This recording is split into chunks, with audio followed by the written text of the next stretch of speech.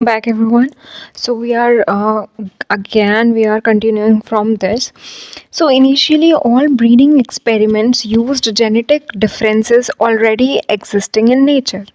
तो जितनी भी ब्रीडिंग एक्सपेरिमेंट पहले हुई थी उन सब में क्या हो रहा था कि जो जेनेटिक डिफरेंसेस हैं जो कि नेचर में ऑलरेडी प्रेजेंट है वो क्या हो रहे थे हमने वो इनिशियली हम वो पढ़ रहे थे.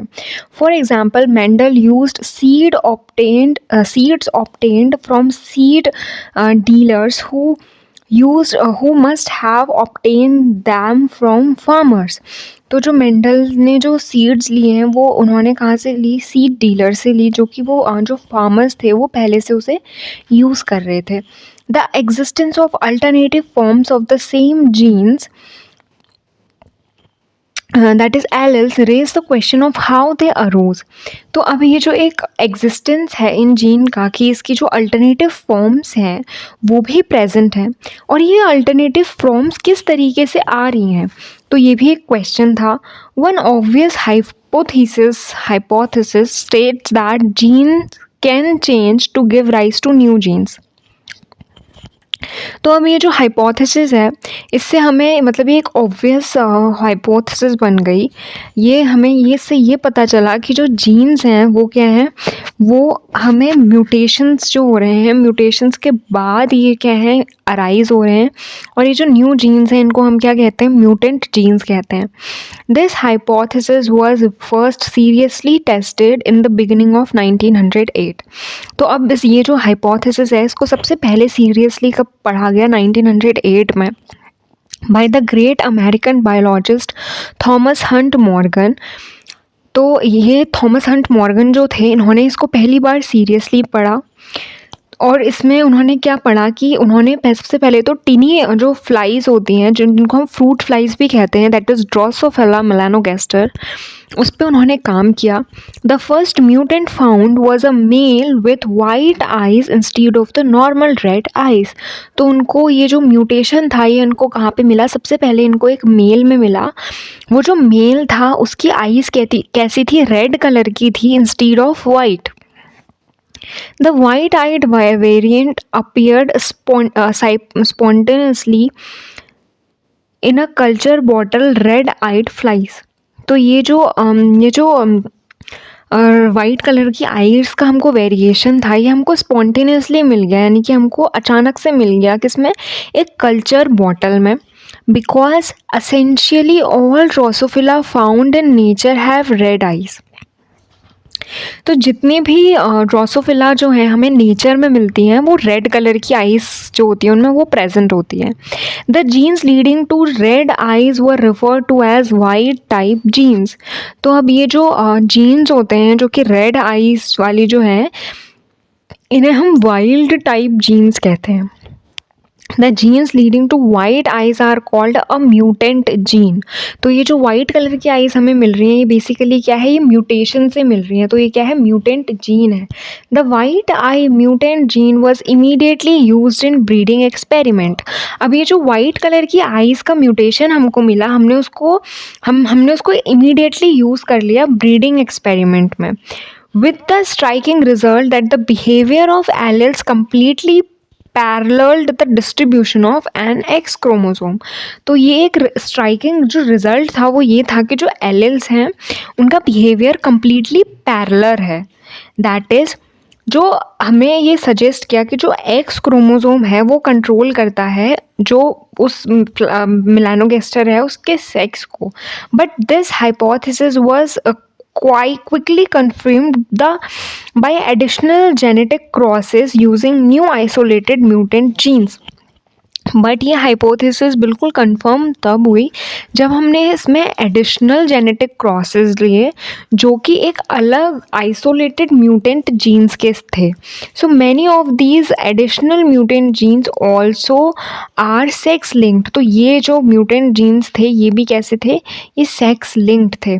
तो पहले जो हम ए जनरेशन ले रहे हैं वो हम पेरेंटल जनरेशन ले रहे हैं. तो इस पेरेंटल जनरेशन में जो मेल है उसकी आइज़ है रेड और जो फीमेल है उसकी आइज़ है वाइट. थॉमस हंट मॉर्गन है, उनके जो स्टूडेंट्स हैं, इन्होंने क्या किया था, जो साइटोलॉजिकल प्रूफ थे क्रॉसिंग ओवर के, तो उन्होंने क्या किया, did not await formal cytological proof of crossing over before exploiting the implication of Janssens hypothesis. तो इन्होंने क्या किया, पहले ही जो जेनस की हाइपोथेसिस थी उनको, जेनसेंसिस की जो हाइपोथेसिस थी उसको उन्होंने क्या किया, एक साइटोलॉजिकल प्रूफ का वेट किए बिना ही उसका पहले क्या किया, एक्सप्लॉइटिंग, उसको उसकी एक्सप्लॉइटेशन कर दी, उसको एक्सप्लोटिंग कर दिया उसकी। So they reasoned that genes located close together on a chromosome would assort with one another much more regularly, that is close link that gene located far apart on a chromosome. तो उन्होंने ये बताया कि जो chromosome हैं जिनमें जो jeans हैं वो पास में लोकेटेड हैं, उनका जो है उनका जो है एक दूसरे से बिछड़ना, उनका जो एक दूसरे से अलग होने का, जो असॉर्ट होने का जो वो होगा वो कम होगा इन कंपैरिजन टू दोज जिनमें क्या है, दूर दूर प्रेजेंट है. So they immediately saw this as a way to locate map the relative positions of gene on chromosome and thus to produce a genetic map.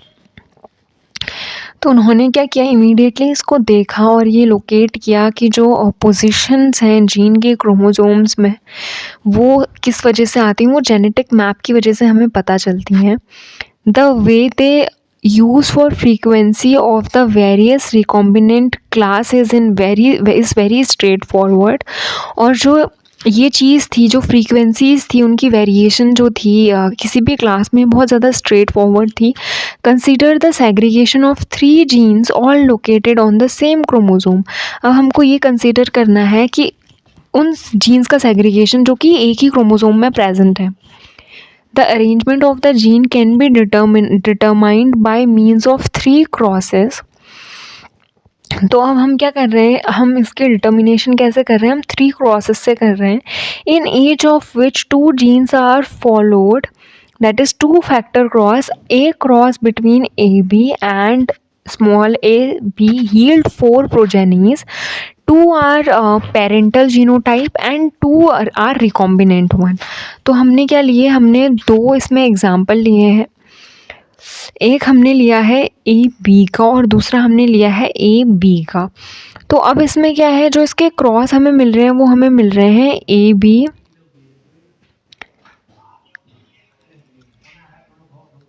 B और जो दूसरे मिल रहे हैं वो हमें मिल रहे हैं ए बी और ए बी.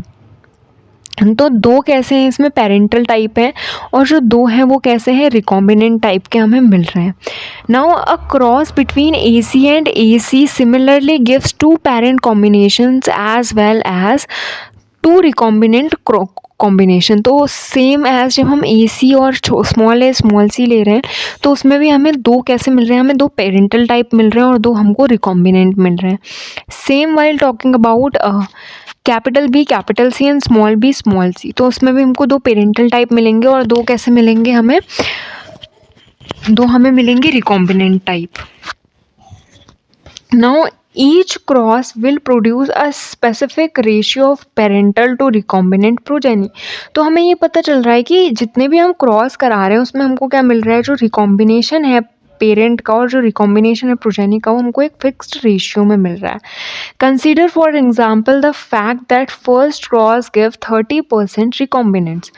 अब इसका एग्जाम्पल हमने ये लिया कि जो पहला क्रॉस हमने करवाया वो 30% रिकॉम्बिनेंट्स दे रहा है, जो दूसरा क्रॉस हमने करवाया उसमें हमको 10% रिकॉम्बिनेंट्स मिल रहे हैं और जो तीसरा करवाया हमें उसमें 25% क्या मिल रहे हैं, रिकॉम्बिनेंट्स मिल रहे हैं. This tells us that genes AC are close together than AB and BC, and that the genetic distance between AB, BC, and C are more similar. The gene arrangement the best fits these data. तो इसमें हमको क्या क्या पता चला, जो हमें पता चला वो हमें डायग्राम में दिया है, हम उसमें देखेंगे.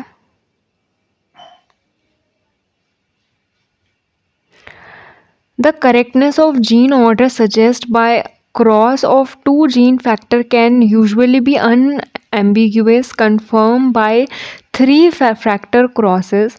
तो ये जो करेक्टनेस होती है जीन के ऑर्डर की, ये हमको मिलती है क्रॉसेस से, जो 2 फैक्टर्स होते हैं जीन के, जो यूजुअली क्या होते हैं, अनएम्बिगुअस होते हैं।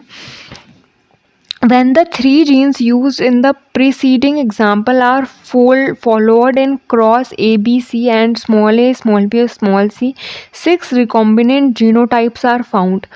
तो हमको 6 क्या है रिकॉम्बिनेंट जीनोटाइप मिले हैं। They fall into 3 groups of reciprocal pairs. तो इनके क्या है, इनके 3 ग्रुप्स हैं रेसिप्रोकल पेयर के। The rarest of these group arise from a double cross over. तो इनमें जो रेयरेस्ट हमको मिलता है वो हमें डबल क्रॉस ओवर से मिलता है।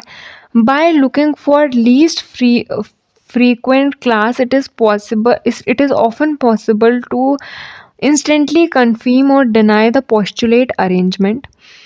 तो इससे हमें देख के हमें फ्रीक्वेंटली ये पता चल जाता है कि ये जो है ये पॉसिबल इंस्टेंट क्या है, ये कंफर्म कर रहा है या फिर ये डिनाई कर रहा है इस पोस्टुलेट को।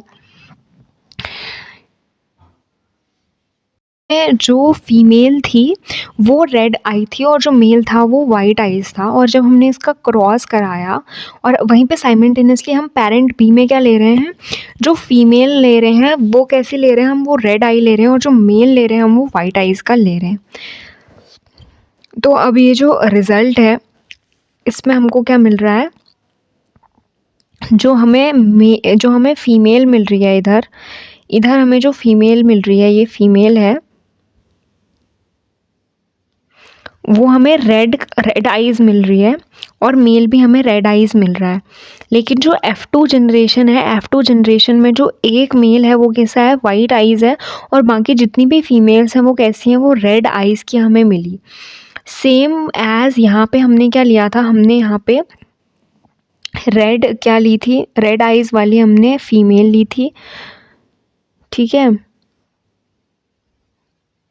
यहाँ भी हमने फीमेल ही ली है, यहाँ पे हमने रेड आइज़ वाला क्या लिया है, मेल लिया है। सॉरी, ये तो रेड आइज़ वाला हमने यहाँ पे मेल लिया है। तो जो उसकी फीमेल्स हैं वो हम देखेंगे। तो इसमें एक फीमेल वाइट आइज़ मिली है और एक जो मेल है वो वाइट आइज़ मिला है। बाकी एक फीमेल और एक मेल क्या है, रेड आइज़ है, और इसमें सिर्फ एक जो फीमेल है वो रेड आइज़ है। तो हमें ये यहाँ से पता चलता है कि जो मेल है वो रेड आइज़ था और जो फीमेल थी वो वाइट आइज़ थी। So letter Y stands for not for an allele but Y chromosome.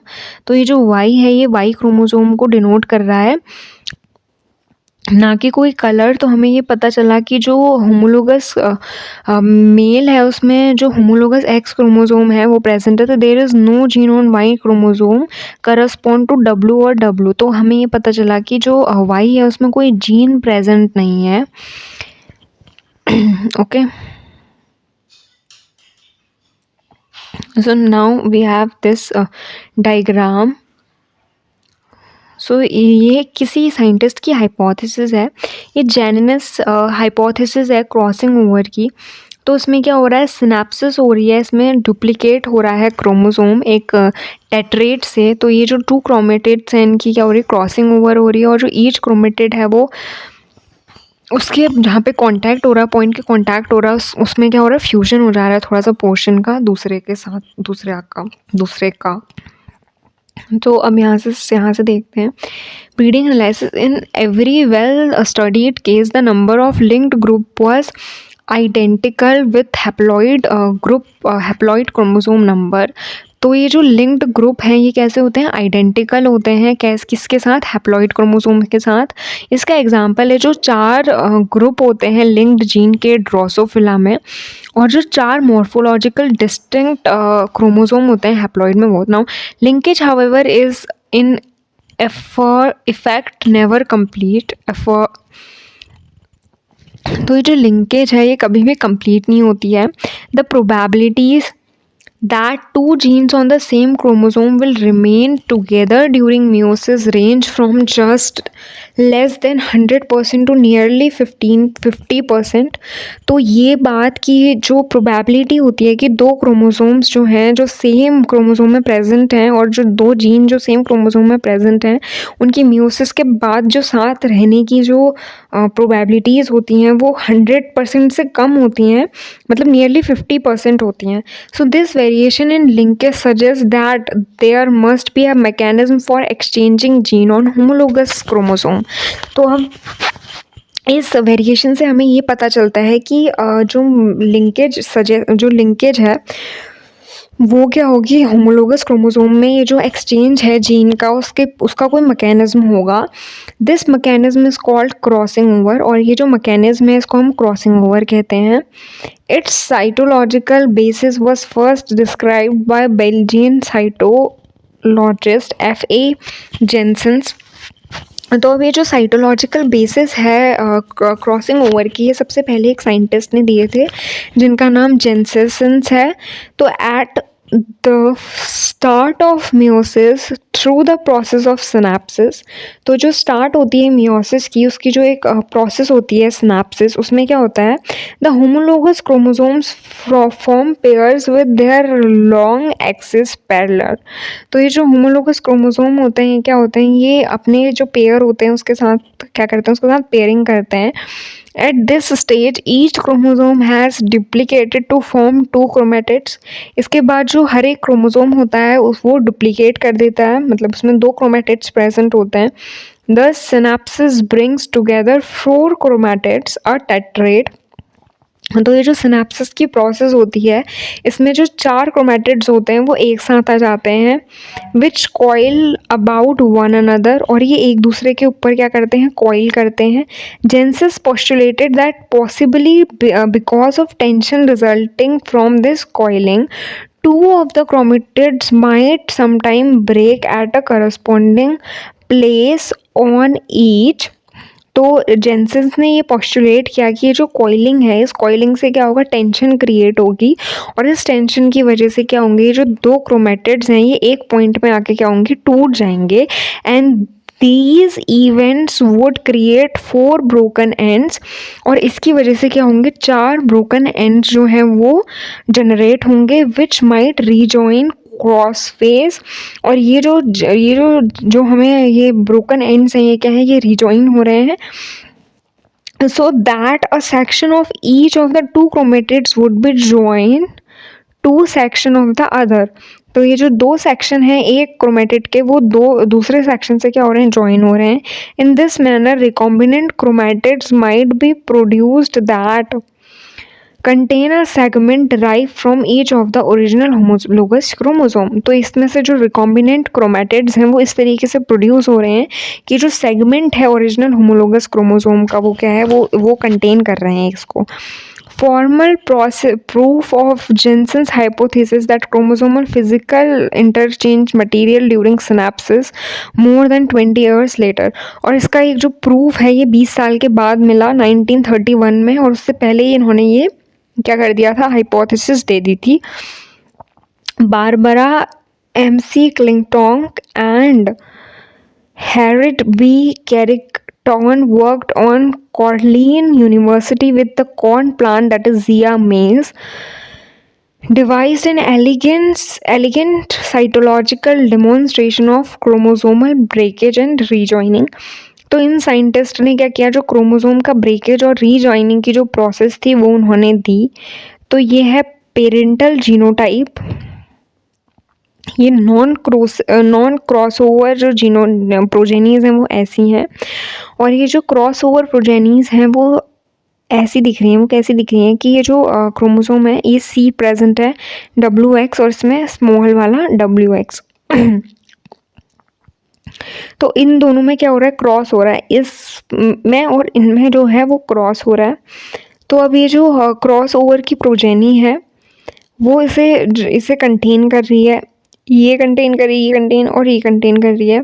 तो अब ये जो डायग्राम है ये हमको यहाँ एक्सप्लेन किया हुआ है। Demonstration of physical exchange between homologous chromosome. In most organism pair of homologous chromosome have identical shapes. तो जो बहुत सारे ऑर्गेनिज्म होते हैं, मोस्ट ऑफ द ऑर्गेनिज्म में क्या होता है, ये जो होमोलोगस क्रोमोसोम होते हैं ये आइडेंटिकल शेप के होते हैं। आइडेंटिकल शेप के मतलब इनका जो शेप होता है वो एक जैसा दिखता है mostly time. Occasionally however the other members of a pair are not identical. One is marked by the presence of extra chromosomal material or compactly region that reproducibly form not like a structure. इसके अलावा इसमें क्या होता है, एक में extra chromosomal material present होता है जो कि नॉब लाइक स्ट्रक्चर का होता है। सो इन दोनों साइंटिस्ट ने क्या किया था, एक क्रॉसिंग ओवर शो की थी जिसमें जो एक्चुअल फिजिकल एक्सचेंज है पेयर्ड क्रोमोसोम का वो शो हुआ था। तो इस एक्सपेरिमेंट में जो होमोसाइगस हैं CW और Z जो प्रोजेनी है वो क्या है, क्रॉसिंग ओवर के बाद अराइज हुई हैं। When such CWX offspring were cytologically examined, knob chromosome were seen. तो जो नोब क्रोमोसोम है वो दिखे। तो जो नोबलेस क्रोमोसोम है दैट इज W और X वाला जो रीजन है वो फिजिकली रिप्लेस हुआ है WX वाले रीजन से। तो ये जो कलर्ड बॉक्स वाला फिगर है हमें इसमें दिख रहा है जो क्रोमोसोम होमोजाइगस है वो इनकी स्पीशीज। अब हमें एक क्रोमोसोमल मैपिंग जो है वो दी है थॉमस हंट मॉर्गन ने और उनके स्टूडेंट्स ने। So we have a chromosomal mapping. Thomas Hunt Morgan and his students, however, did not awaited formal cytological proof of crossing over between exploiting the implication of Jane's hypothesis. तो अब ये जो Thomas Hunt Morgan थे और उनके जो students थे वो रुके नहीं इस चीज़ के लिए कि ये जो जेम्स की जो हाइपोथेसिस है ये कहीं इम्प्लीमेंट हुआ कुछ हो। So they reason the genes located closer together on a chromosome would assort with one another and much more regularly close linked genes located far apart on a chromosome. तो उन्होंने ये जो रीज़न बताया कि जो क्रोमोसोम में पास में present हैं वो एक साथ असॉर्ट होंगे, जबकि जो दूर में है थोड़ा उनमें उनकी जो प्रोबेबिलिटीज़ होंगे एक साथ असॉर्ट होने की वो थोड़ी कम होंगी। So they immediately saw this as a way to locate map. तो उन्होंने इसको इमीडिएटली एक वे देखा, एक तरीका देखा कि हम एक मैप में क्या कर सकते हैं, इसकी अलोकेशन कर सकते हैं, इसको लोकेट कर सकते हैं। So the relative position of genes on chromosome and thus to produce a genetic map. तो उन्होंने क्या किया, जेनेटिक मैप का प्रोडक्शन किया, जेनेटिक मैप बनाया, प्रोड्यूस किया। The way they use the frequency of various recombinant classes in is very straightforward. उन्होंने जो तरीका यूज़ किया जो रिकॉम्बिनेशन की फ्रीक्वेंसीज निकालने का वो बहुत ही स्ट्रेट फॉरवर्ड था। Consider the segregation of 3 genes all located on the same chromosome. तो उन्होंने एक ही जो सेग्रीगेशन था जीन्स का वो इस तरीके से दिखाया कि वो एक ही क्रोमोसोम्स में तीनों प्रेजेंट है। The arrangement of the genes can be determined by means of 3 crosses. तो उन्होंने ये दिखाया कि जो 3 अब ये यहाँ पे 3 क्रॉसेस प्रेजेंट हैं, 3 जीन्स प्रेजेंट हैं, तो उनकी जो इन्होंने मीन्स दिखाया इनको क्रॉस ओवर कराने का, वो भी ऐसे दिखाया तीनों का कि in each of which 2 genes are followed. जो 2 जीन थे उनकी क्रॉस करके दिखाया। So a cross between AB and AB yield 4 progeny.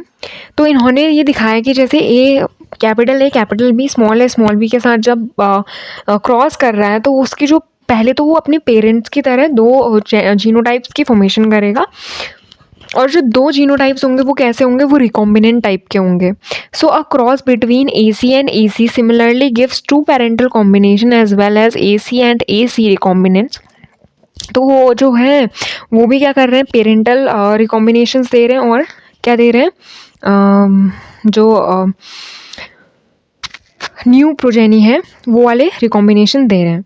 Each cross will produce a specific ratio of parental to recombinant progeny. और इनमें से जो हर एक क्रॉस है वो क्या प्रोड्यूस कर रहा है, एक स्पेसिफिक रेशियो प्रोड्यूस कर रहा है पेरेंट्स का और रिकॉम्बिनेंट प्रोजेनी का। Consider for example the fact that first cross gives 30% recombinant. तो हमें ये देखना है जैसे कि जो फर्स्ट क्रॉस है वो 30% क्या दे रहा है, रिकॉम्बिनेंट्स दे रहा है। The second cross that is 10% and the third gives 25% recombinants. तो पहले वाले क्रॉस ने हमको 30% रिकॉम्बिनेंट्स दिए, दूसरे वाले ने हमको 10% दिए और तीसरे वाले ने सिर्फ 25% दिए। So this tells us that the gene A and C are close together than A and B. इससे हमें ये पता चलता है कि ए और सी ज़्यादा क्लोज प्रेजेंट है इन कंपैरिजन टू बी और सी। वो इसीलिए क्योंकि जो रिकॉम्बिनेशंस हैं वो ज़्यादा मिल रहे हैं किसमें, उन स्पीसीज़ में जो दूर हैं। And genetic distance between A B and B C are more similar, so the gene arrangement is the best fit data is A B C, जो हमें फिगर में दिया हुआ है 1.6। तो ये फिगर में हमको दिया है, जो हमें ऊपर रीडिंग दी थी उसके हिसाब से ये 30% इनका रिकॉम्बिनेशन हो रहा है, यानी इनके बीच में ना सबसे ज़्यादा डिस्टेंस प्रेजेंट है तो इनका रिकॉम्बिनेशन सबसे ज़्यादा हो रहा है। इनके बीच में सबसे कम दूरी प्रेजेंट है तो इनका रिकॉम्बिनेशन भी कितना है, 10% है। उसके बाद इन दोनों के बीच में 25% रिकॉम्बिनेशन है, यानी कि इनके बीच में थोड़ी मतलब कम दूरी है in comparison to A B A C. So the correction of gene order suggested by crosses of two gene factor can usually be unambiguous confirmed by 3 factor crosses। तो ये जो करेक्टनेस होती है कि ये जीन ऑर्डर जो है ये करेक्ट है, हमको इस तरीके से ये मिल सकती है। इसकी 6 रिकॉम्बिनेंट्स हैं जो हम आगे देखेंगे, और ये जो 3 ग्रुप्स हैं ये एक दूसरे के साथ रेसिप्रोकल पेयर बना रहे हैं जो कि डबल क्रॉसओवर शो कर रहे हैं। So by looking for least frequent class, it is often possible to instantly confirm or deny a postulated arrangement। तो हम एक postulated arrangement show कर सकते हैं। So only if the order A, C, B does the fact that the rare recombinants are A, small c or capital B, and small c, capital C, small a, capital C and small b make sense। Recombinant frequency between A and C। तो if there are multiple crossovers, मतलब कि अगर एक से ज़्यादा हमने क्या किए हैं, क्रॉसिंग ओवर करवाई है ए और बी के बीच में, तो उनकी जो रिकॉम्बिनेशन है वो यूजुअली क्या होगी, कम होगी इन कंपैरिजन टू हमने सपोज हमने ले लिया ए और सी या फिर सी और B, to obtain a more accurate approximation of the distance between the outside markers. अब अगर मुझे एक अप्रॉक्सीमेट डिस्टेंस निकालनी है जो कि एक्यूरेट हो इन मार्कर्स के बीच में, so we calculate the probability A C into C B. तो हम किसकी प्रोबेबिलिटीज़ निकालेंगे, हम A C into C B की probabilities निकालेंगे, that when a crossover occurs between C and D, a crossover also occur between A and C and vice versa।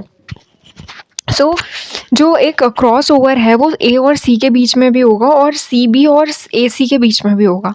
So this probability subtracted from the sum of frequencies expresses more accurately the amount of recombinations। तो ये जो probabilities होती हैं, जो subtracted probabilities होती हैं, ये क्या करती हैं, ये बहुत ज़्यादा accurately क्या करती हैं, recombinations को शो करती हैं। तो एक सिंपल सा फॉर्मूला हमें दिया है, अगर हमें ए बी की प्रोबेबिलिटी निकालना है, हमें ए बी की क्या निकालनी है, फ्रीक्वेंसी निकालनी है। तो उसका फॉर्मूला क्या होगा, A C plus C B minus 2AC and C B. तो हमें क्या निकल जाएगी, ए बी की डिस्टेंस निकल जाएगी, is applicable in all cases where the occurrence of one crossover does not affect the probability of another crossover। सो ये जो एप्लीकेशन है, ये जो सिंपल फॉर्मूला दिया हुआ है, इसमें हमें एक क्रॉसओवर जो है वो दूसरे की प्रोबेबिलिटी को क्या नहीं कर रहा है, कोई भी अफेक्ट नहीं कर रहा है किसी भी तरीके से। सो अनफॉर्चुनेटली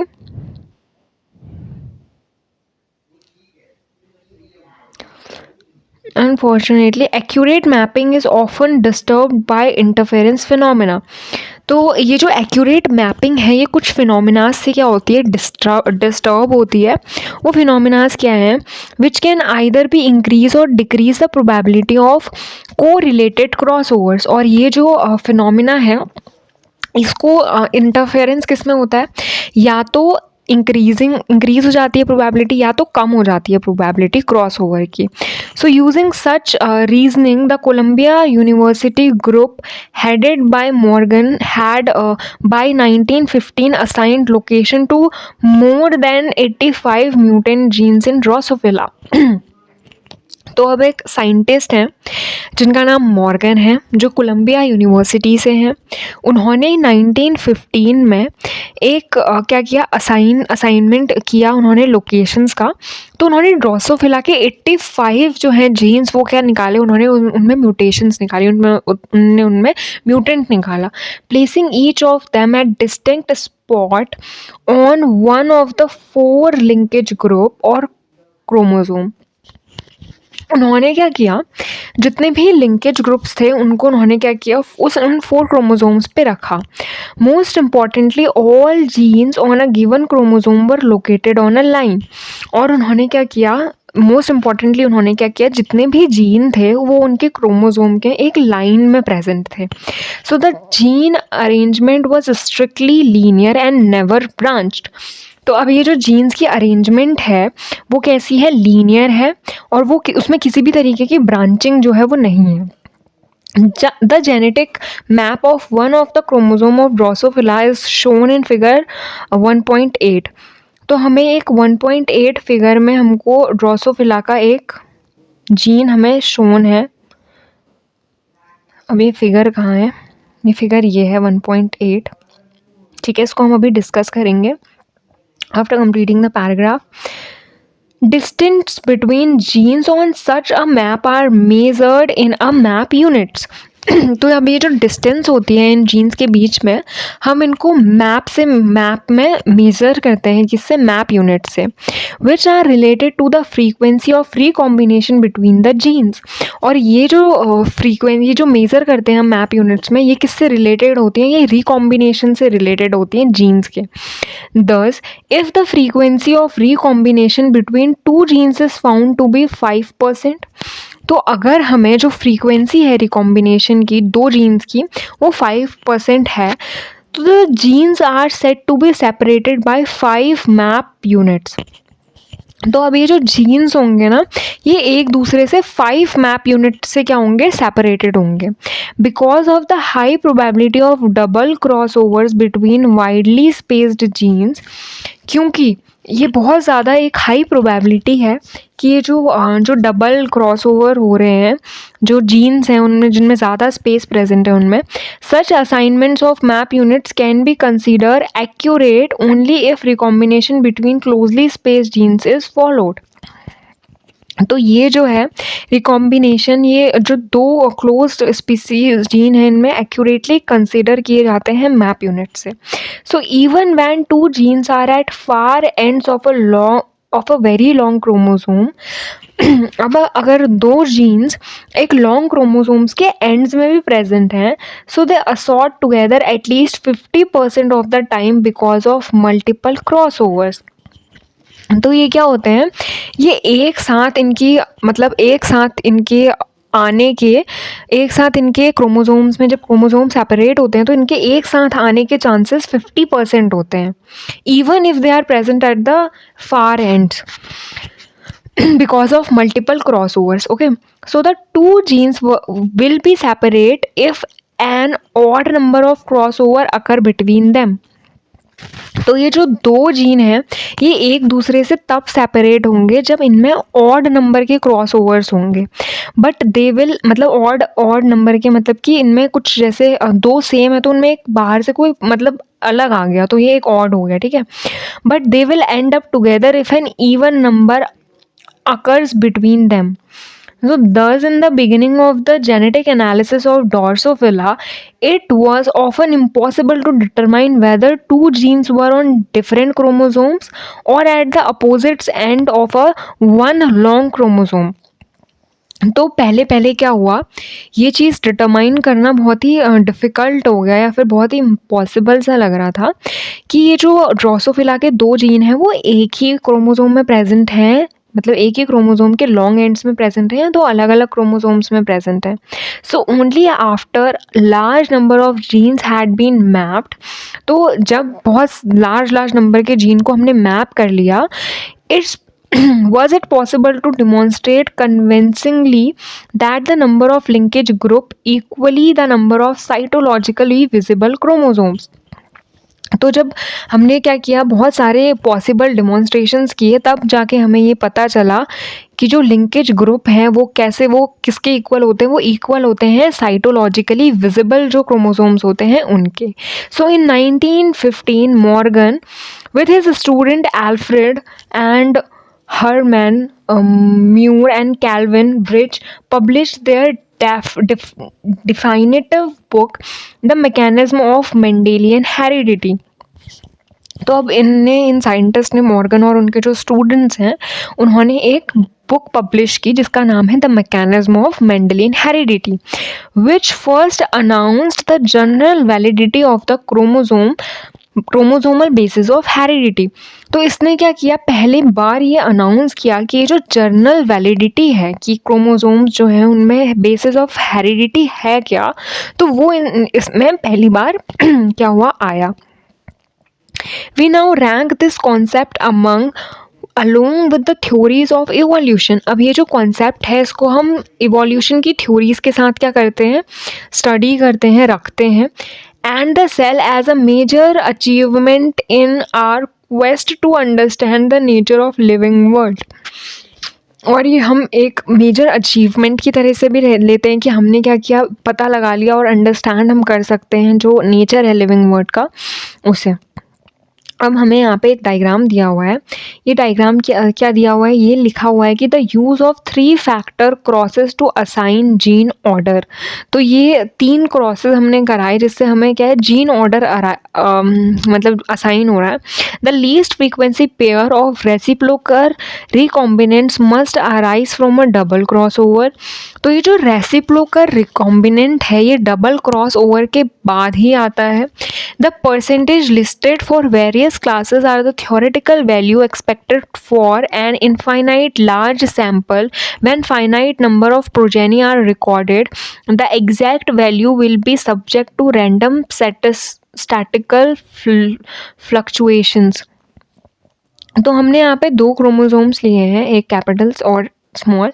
तो इनमें जब हम क्रॉस ओवर करा रहे हैं तो ए सी के मतलब this class arises break from A small A और small C.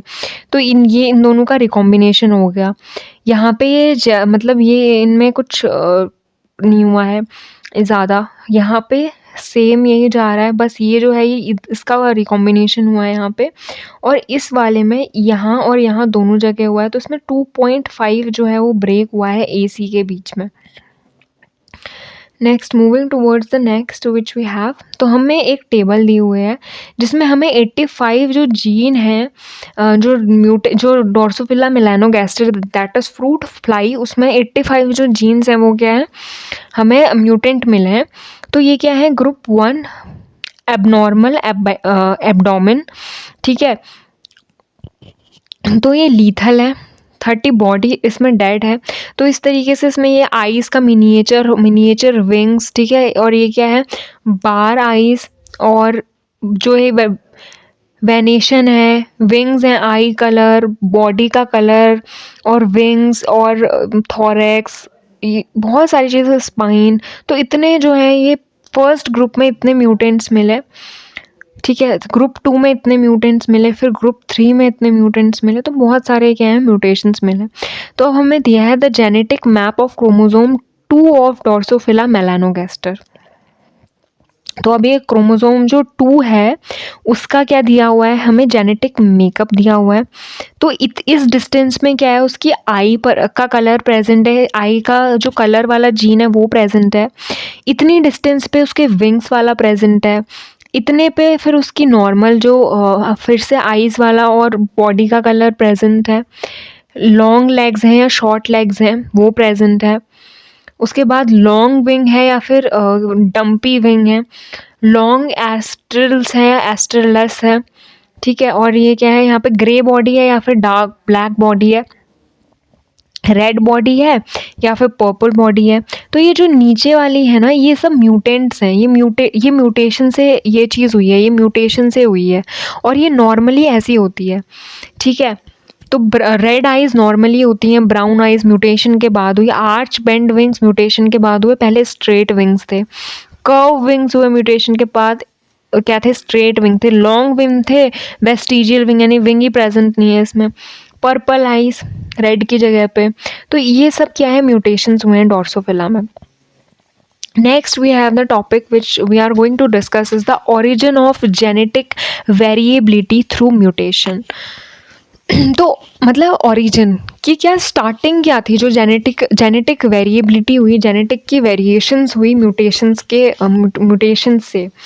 So it now become possible to understand the hereditary variation that is found throughout the biological world, and that forms the basics of the theory of evolution.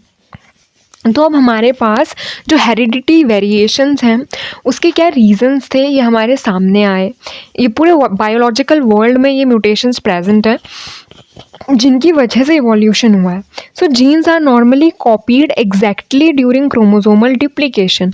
तो हम कह रहे हैं कि जो jeans होते हैं ना, वो पेरेंट्स से वैसे के वैसे क्या होते हैं, कॉपी होते हैं, और उनकी जो प्रोजेनी है उसमें ट्रांसफ़र होते हैं। Rarely however changes occur in genes to give rise to altered forms. लेकिन बहुत कम बार ऐसा होता है कि क्या होता है, म्यूटेशंस हो जाते हैं। म्यूटेशंस यानी चेंज हो जाते हैं, और जो उनका जीन्स हैं वो कैसे हो जाते हैं, अल्टर फॉर्म में आ जाते हैं। Most but not all of which function less well than the wild type alleles. अब इसमें से सब तो नहीं कह सकते, लेकिन कुछ ऐसे होते हैं जो कि क्या होते हैं, वाइल्ड टाइप से कम अच्छे होते हैं। Other than that this process is necessarily rare. ये प्रोसेस मतलब 100% में से 98% रेयर होती है, मतलब नेसेसरीली, इसकी नेसेसिटी है कि ये बहुत रेयर है। Otherwise many genes would be change during every cell cycle. अगर ये नेसेसरीली क्या कहते हैं, क्या नहीं होती, रेयर प्रोसेस नहीं होती, तो हर सेल साइकिल में क्या होता, क्रोमोसोम नंबर चेंज हो जाता, जीन्स बदल जाते, और जो ऑफस्प्रिंग्स होते वो अलग ही बनते, और वो बिल्कुल भी अपने पेरेंट्स से क्या करते, रिजेंबल नहीं करते, ठीक है। There is instead a short there is instead a strong advantage in there being a small but finite mutation rate। तो ये एक बहुत strong advantage है कि हमारा जो mutation rate है वो बहुत छोटा है, बहुत कम है।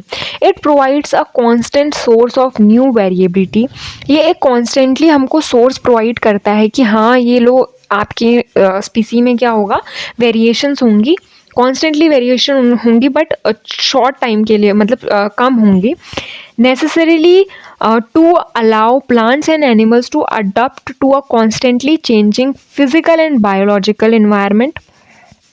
और ये नेसेसरी इसीलिए भी है क्योंकि अब जब म्यूटेशन होगा तभी जो प्लांट्स हैं और जो एनिमल्स हैं वो अपने जो कॉन्स्टेंटली फिजिकल जो चेंज हो रहा है हमारा इन्वायरमेंट, उसके साथ अपने आप को अडेप्ट कर पाएँ। Surprisingly however the result of Mendelian genetics were not avidly seized upon by the classical biologist.